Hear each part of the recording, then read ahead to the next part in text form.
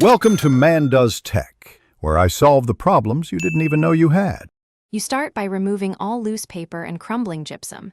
You want solid edges to bond to. Once done, cut a neat opening sized for a 1/2 or full thickness patch and test fit wood backing.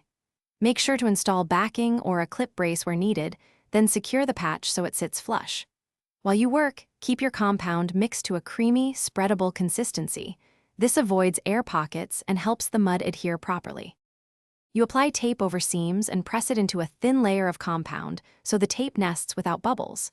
Once that cures, make a first full coat that fills voids. Keep it thin and feather the edges wider than the repair.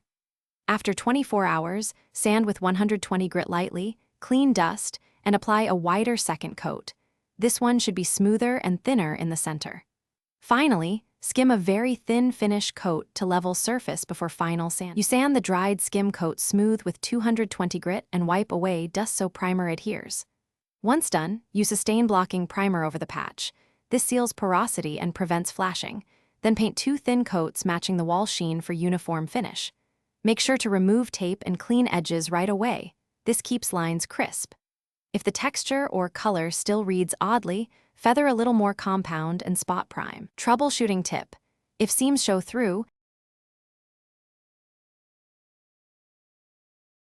Thanks for watching.